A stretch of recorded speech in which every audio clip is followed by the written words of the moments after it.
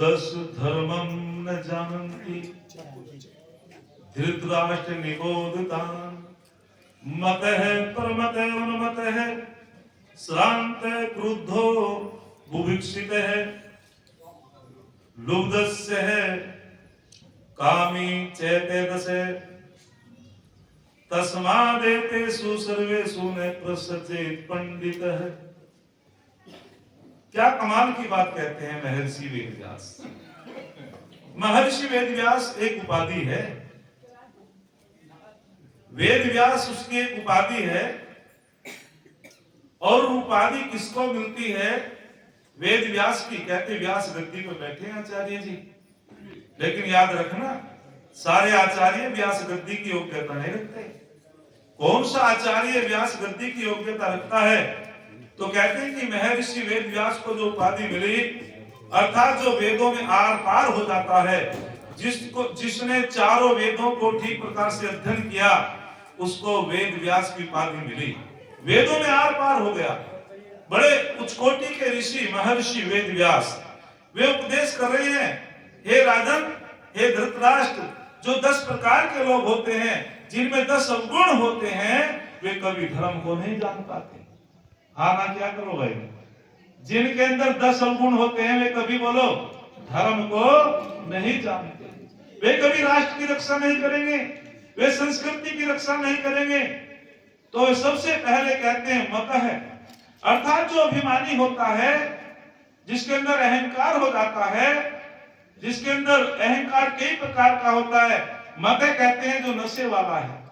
नशा भी कई प्रकार का होता है। किसी को धन का नशा होता है, किसी को बड़े कुटुंब का नशा होता है, किसी को पावर का नशा होता है, किसी को बल का नशा होता है। तो वे कहते हैं कि जो नशे वाला है, जो मत है, अर्थात जिसमें नशे का गुण आ गया, वह कभी धर्म की रक्षा नहीं करता। तेरे दुर्योधन में अहंकार आ गया राजन, जरा आप उसको समझाओ। किसी ने बड़ा सुंदर कहा, अकड़ तो मुर्दे की पहचान होती है, अरे झुकते तो वही है जिनमें जान होती है, झुकते तो वही जिनमें जान होती है। एक बार एक संवाद में पढ़ रहा, ताली बजाओ तो ठीक सी बजा दो, मुझे ऊर्जा मिलेगी। आधी ऊर्जा तो भैया जी ने दे दी। ताली बजाओ, सब वीर क्षत्रिय हैं, सब अच्छे तरीके से बजाओ। तो एक संवाद, एक जो सुराई होती है, सुराई के ऊपर एक कटोरी रखी है। गर्मियों का मौसम है, सुराई में ठंडा ठंडा जल होता है जयपाल जी।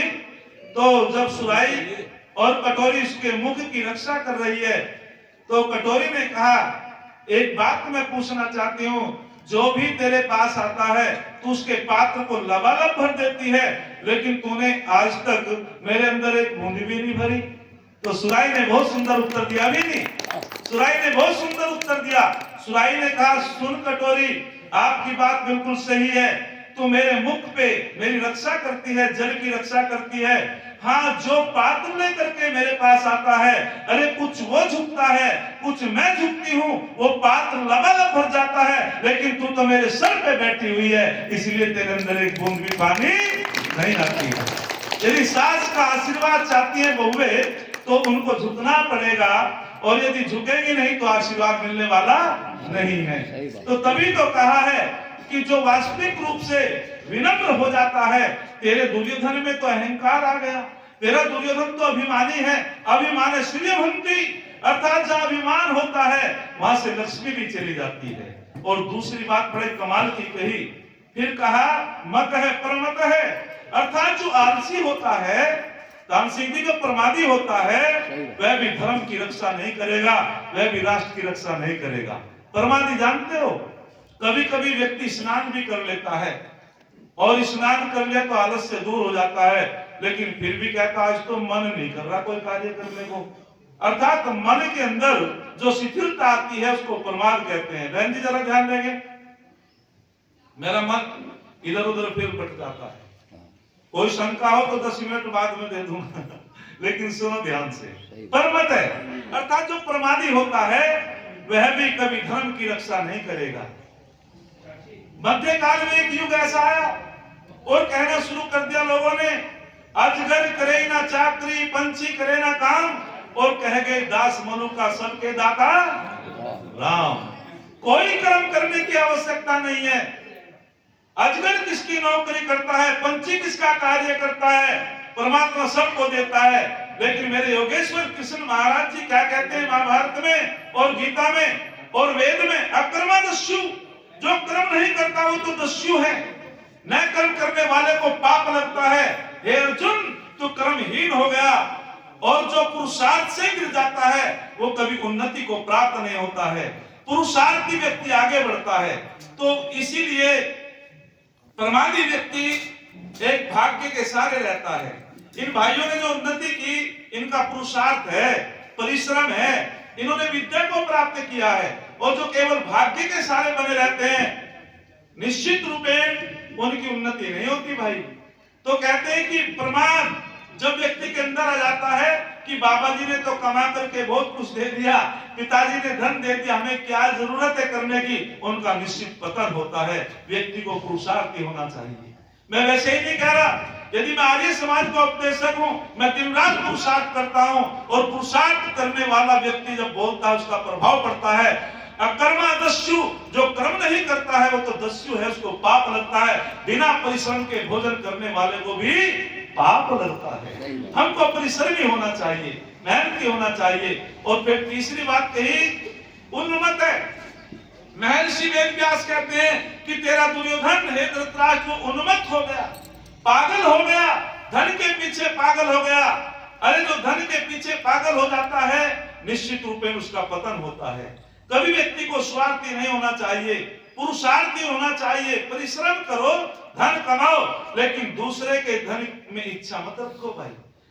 बहुत सुंदर एक श्लोक आता है, मातृवत परदारेषु लोष्टवत प्रदर्भेषु आत्मस्वभूतेषु यह पश्यति स पंडित है।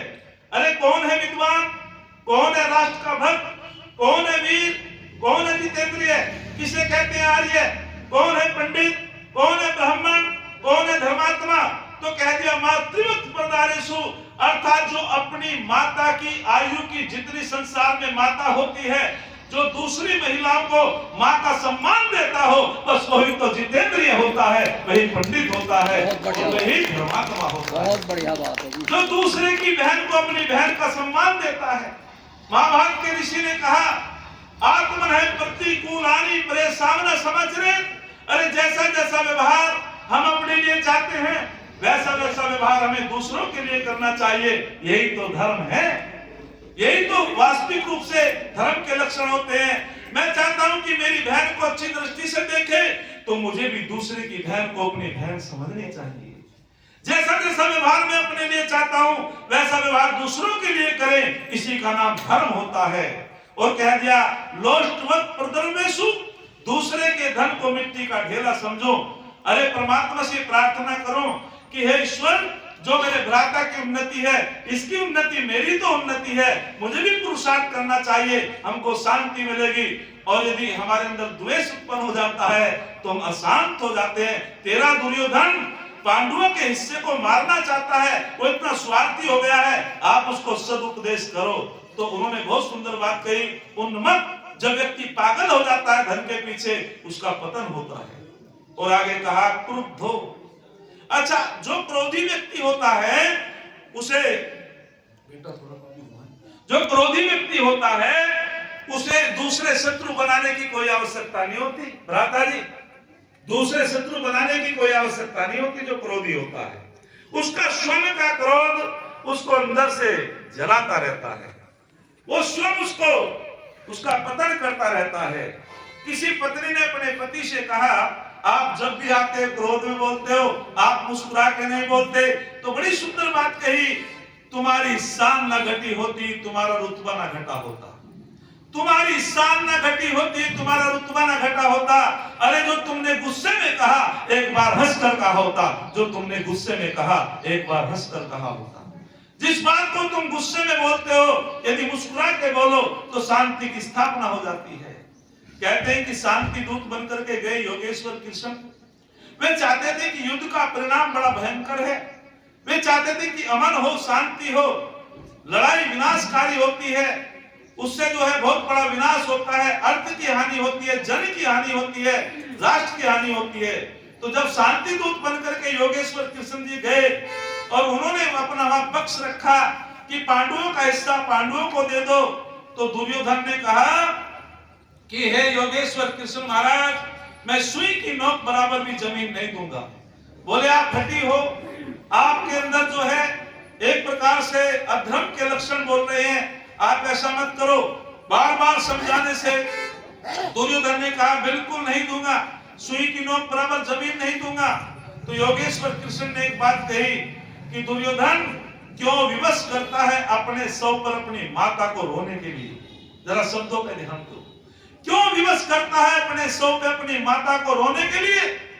उनका हिस्सा उनको दे दो। दुर्योधन अहंकारी है, कामुक है, उसने कहा इस गवाले को बंदी बनाओ। तब योगेश्वर कृष्ण ने कहा था अरे तू मुझे बंदी बनाएगा? और एक बात कही थी, याद रखना दुर्योधन, जो क्रोध का मार्ग होता है वो विनाश का मार्ग होता है, वो सीधा शमशान का मार्ग होता है, और जो शांति का मार्ग होता है वो उन्नति का मार्ग होता है, वो आनंद का मार्ग होता है। निश्चित रूप में उसमें कोई प्रभाव नहीं पड़ा और वो पतन हुआ। आगे बहुत सुंदर बात कही, बुभुक्षिता है, अर्थात जो भूखा व्यक्ति है उसको धर्म का उपदेश दो, क्या वो सुनेगा? उसकी आवश्यकता तो अन्य की है। भूखे व्यक्ति को भूख लग रही है और हम कह रहे हैं हमारा उपदेश सुन।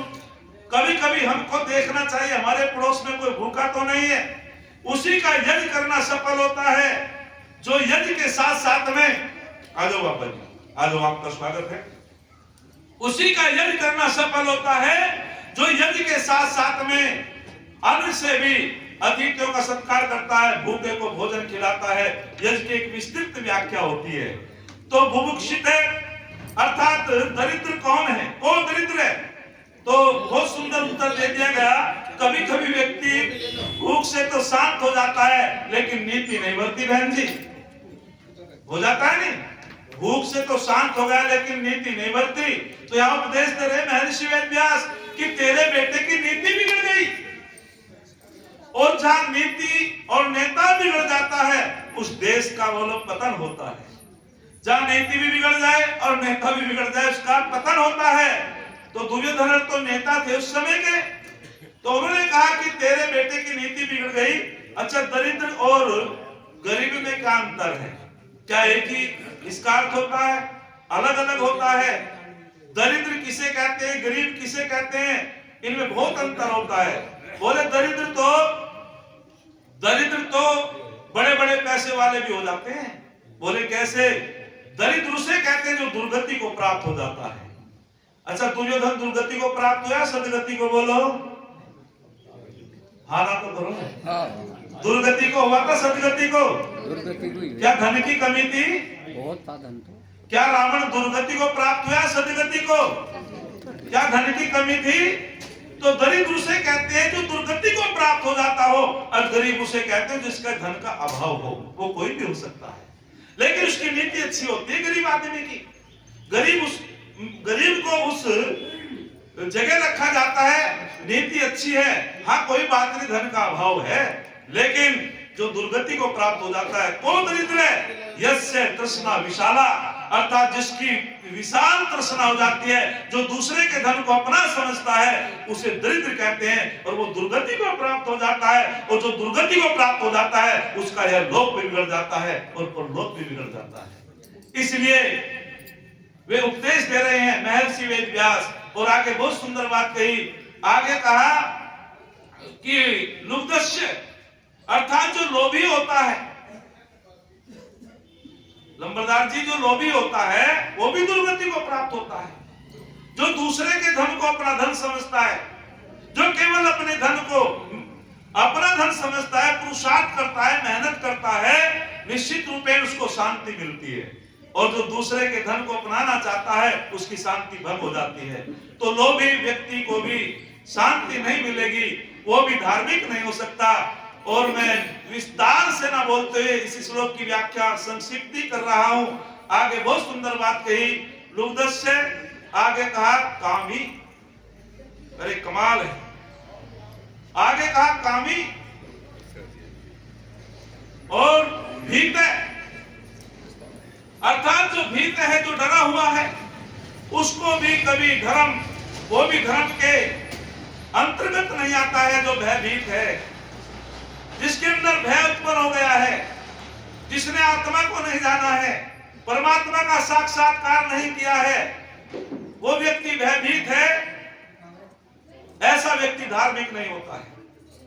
और आगे बहुत सुंदर की कामी, और जो कामुक होता है, उल्लू को दीवान पश्यति, काको नत्तम न पश्यति, पुर को भी कामांध है, दीवानत्तम न पश्यति। अरे उल्लू को दिन में नहीं चमकता, कौवे को रात्रि में नहीं चमकता, लेकिन जब व्यक्ति कामांध हो जाता है, न उसे दिन में चमकता, न उसे रात्रि में चमकता, न उसे दिन में चमकता, न उसे रात्रि में चमकता। वो रिश्तों को भूल जाता है, कामुक हो जाता है। तो मैंने आपके बीच में जो महर्षि वेदव्यास उपदेश दे रहे हैं कि तेरे दुर्योधन में 10 प्रकार के गुण आ गए हैं, अपने दुर्योधन को ये उपदेश दे। वो संस्कृति की हानि करेगा, वो राष्ट्र की हानि करेगा। जिसके अंदर ये 10 गुण आ जाते हैं, वो कभी ना समाज का भला करता है, ना राष्ट्र का भला करता है, ना दूसरे की बहन बेटियों की इज्जत की रक्षा करता है। एक उदाहरण देकर के अपनी वाणी को विराम देता हूं। हमारे लंबरदार जी ने तो कई बार सुना वो प्रवचन, बाबा जी आए जिनका आशीर्वाद हमारे ऊपर बना हुआ है। तो मैं एक उदाहरण देकर के बस अपनी वाणी को विराम दूंगा। बस उस उदाहरण को सुनेंगे माता बहनों, बहुत शिक्षाप्रद उदाहरण है। मैं धर्म की चर्चाएं कर रहा हूं। तो कहते हैं कि एक बार महर्षि वेदव्यास ने बहुत समझाने की कोशिश की, लेकिन महात्मा विदुर ने भी समझाने की कोशिश की।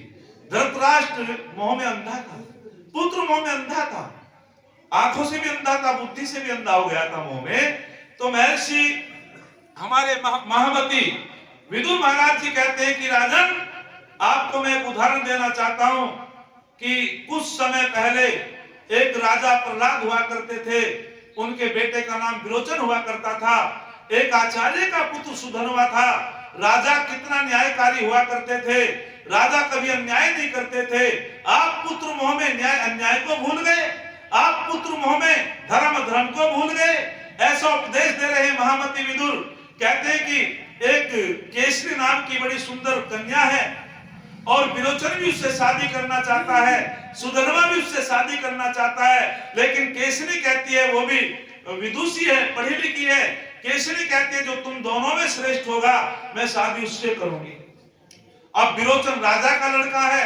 अच्छा, मूर्ख व्यक्ति का यूं ही थोड़ा कहे कि मैं श्रेष्ठ नहीं, चाहे कोई कितना बड़ा मूर्ख हो, वो तो कहेगा मैं ब्रह्मचारी हूं। विरोचन ने कहा मैं श्रेष्ठ हूं, सुधनवा ने कहा मैं श्रेष्ठ हूं। सुधनवा आचार्य का पुत्र है। केसरी ने कहा इसका समाधान तो कोई तीसरा व्यक्ति करेगा। बोले तू कर दे। बोले मैं तो नहीं करूंगी। बोले तीसरा व्यक्ति कोई करेगा। बोले राजा के पास जाओ। दोनों में शर्त लगी, और शर्त क्या लगी कि यदि राजा ने मुझको श्रेष्ठ बता दिया, विरोचन कहता है, तो मैं जो है मुझे श्रेष्ठ बता दिया तो तू मेरा शिष्य बनेगा, और तुझे श्रेष्ठ बता दिया तो मैं तेरा शिष्य बनूंगा। सुधनवा ने कहा कोई बात नहीं, भले ही तेरा पिताजी हो, लेकिन ये धन की कोई बात नहीं है। यदि दोनों में से राजा ने जिसे श्रेष्ठ बता दिया, वो उसके प्राणों को हर लेगा। यदि तू श्रेष्ठ हो गया, मेरे प्राणों को हर लेना। यदि मैं श्रेष्ठ हो गया तो मैं तेरे प्राणों को हरूंगा। जान जान की प्राणों की बाजी है। और विरोचन ने कहा तो और अच्छा रहा, ये तो कांटा हट जाएगा रास्ते से, पिता तो मेरा ही है, राजा भी है पिता भी है। और दोनों के दोनों जब राजा प्रहलाद के दरबार में प्रवेश किया, तो दोनों ने एक साथ देखा, राजा ने दोनों को, और उसने कहा अरे सुधनवा, तू विरोचन की साथ कैसे? यानी कि तू आचार्य का बेटा है, संस्कारी है, और मेरा बेटा तो राक्षस है। तो उसने कहा कि हे राजन, संबोधन किया, राजन नमस्ते।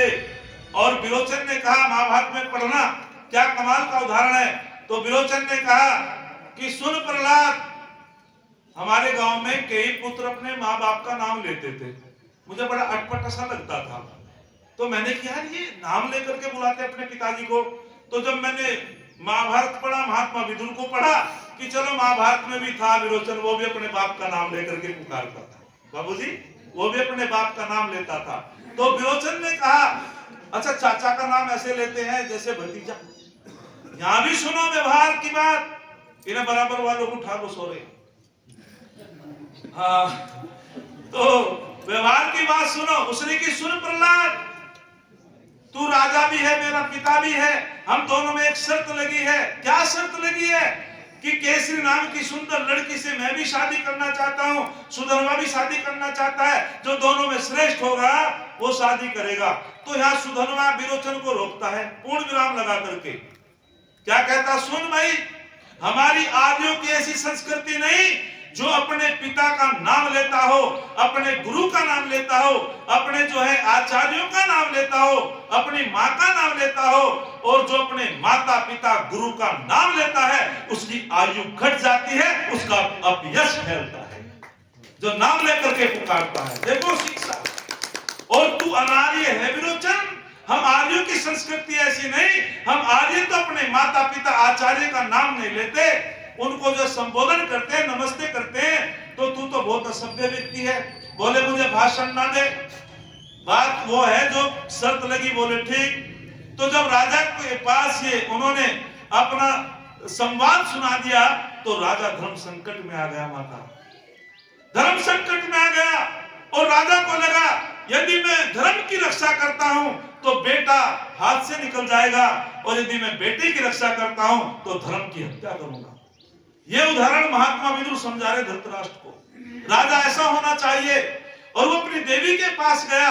बोले देवी, आज तो बहुत धर्म संकट आ गया, क्या हुआ? बोले हुआ ये कि महात्मा, जो ये केसरी नाम की लड़की है वो बहुत सुंदर लड़की है, उससे हमारा बेटा भी शादी करना चाहता है, सुधनवा भी चाहता है। उसने कह दिया राजा के पास जाओ, जो गुणों में श्रेष्ठ होगा मैं तो उससे विवाह करूंगी। अब बताओ मैं क्या करूं? बोले तो कोई बात नहीं, आप राजा हो। बोले दूसरी शर्त और सुनो। इनमें शर्त जान जान की लग गई, प्राणों की लग गई। यदि मैंने श्रेष्ठ बता दिया सुधनवा, वो मेरे बेटे के प्राण ले लेगा। है तो बेटा ही, राजा को मोह आया हल्का सा, है तो बेटा ही, राक्षस तो है लेकिन है तो बेटा ही। तो जब देवी कहती है कि तुम राजा हो, तुम केवल विरोचन के पिता ही नहीं, तुम राजा भी हो और तुम सारे प्रजा के पिता हो। यदि आपने अन्याय किया तो आने वाला इतिहास तुमको कलंकित करेगा, तुम्हारा यश फैल जाएगा। बोले तो देवी मैं करूं क्या? बोले डायरेक्ट मत कहना, ये जो राक्षस होना ना डायरेक्ट मत छेड़ो, हेरवा फेरवा कह दो, घुमा के तो कुछ नहीं बिगड़ेगा। यदि डायरेक्ट कह दोगे तो स्वामी दयानंद ने कहा कि राक्षस लोगों से उपेक्षित रहो, ना इनसे दुश्मनी बढ़िया ना मेल बढ़िया। दुश्मनी भी ले बैठेगी, मेल भी ले बैठेगा बाबा जी। स्वामी जी कह रहे हैं मुदित उपेक्षा नाम, उपेक्षित हो जाओ उनसे। तो उन्होंने कहा डायरेक्ट मत कहना। बोले और कि कह देना कि सुन सुधनवा, विरोचन की माता से तेरी माता श्रेष्ठ है, विरोचन के पिता से तेरा पिता श्रेष्ठ है सुधनवा, जो आचार्य का बेटा है। और बेटा सुधनवा तू विरोचन से श्रेष्ठ है। जब उन्होंने इस प्रकार से कहा, सुधनवा खुश हो गया, राजा की दुहाई दी, आप न्यायकारी हो, मैं श्रेष्ठ हूं, आपने अन्याय नहीं किया, न्याय किया है। और तुरंत तलवार उठा ली। बोले ये क्या करेगा? बोले जो हमारी बाजी लगी थी प्राणों की वो काम पूरा करूंगा। तो वहां देखो क्या कमाल का उदाहरण देता है राजा। बोले अच्छा एक बात बताओ सुधनवा, तुम ब्राह्मण हो? अच्छा ब्राह्मण किसे कहते हैं? जो वेद पढ़ता है, वेद पढ़ाता है, यज्ञ करता है, यज्ञ कराता है, दान लेता भी हो, दान देता भी हो, जिसके अंदर ये 6 क्रम है वो ब्राह्मण है, उसे ब्राह्मण कहते हैं। वर्ण, उसका वर्ण हो चुका है, आचार्य ने चुन दिया कि तू आचार्य बन गया है। बोले तू ब्राह्मण है? बोले हाँ जी, मैं यज्ञ भी करता हूँ, कराता भी हूँ, वेद पढ़ता भी हूँ, पढ़ाता भी हूँ, और मैं दान देता भी हूँ, लेता भी हूँ।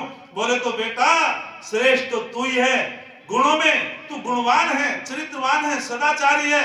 लेकिन एक बात मैं आपसे निवेदन करना चाहता हूँ, आपसे याचना करता हूँ। बोले बोलो राजन, क्या याचना करना चाहते हो? कि जहाँ ब्राह्मण दान लेता है वहां दान देने का अधिकारी भी है, जहाँ ब्राह्मण दान देता है वहां दान देने का अधिकारी भी है, दान लेने का अधिकारी भी है। अर्थात श्रेष्ठ तो तुम ही हो, लेकिन मैं आपसे भीख मांग रहा हूं, अपने बेटे के लिए आपसे दान मांग रहा हूं कि मेरे बेटे को आप प्राण दान दे दो। श्रेष्ठ तो तुम ही हो और मैं भीख मांग रहा हूं अपने बेटे के लिए, क्योंकि तुम ब्राह्मण हो।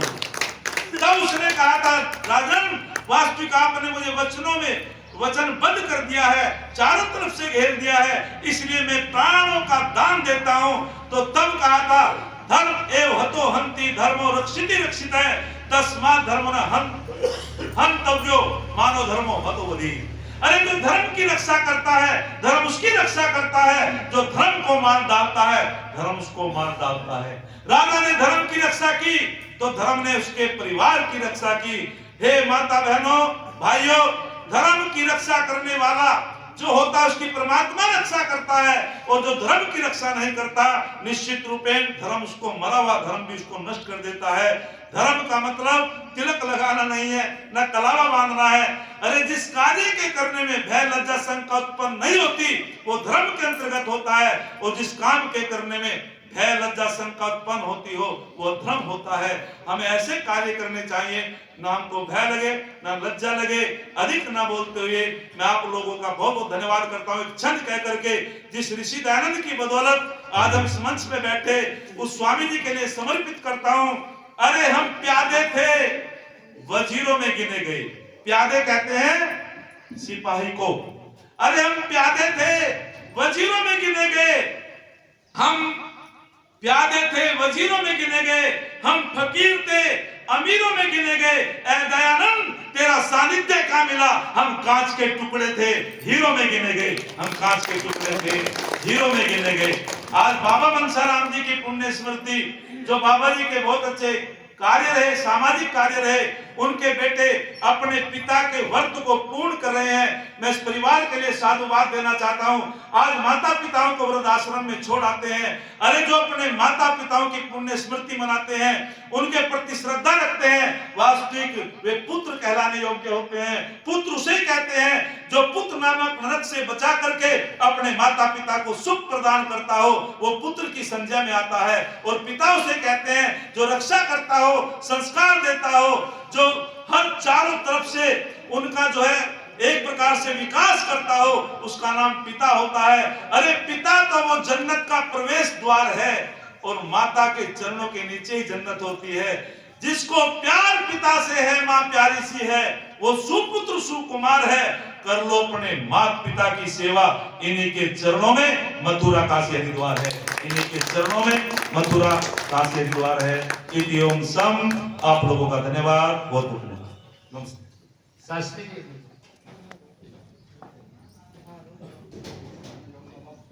अभी हमारे बीच में कुछ और अतिथिगण पहुंचे हैं।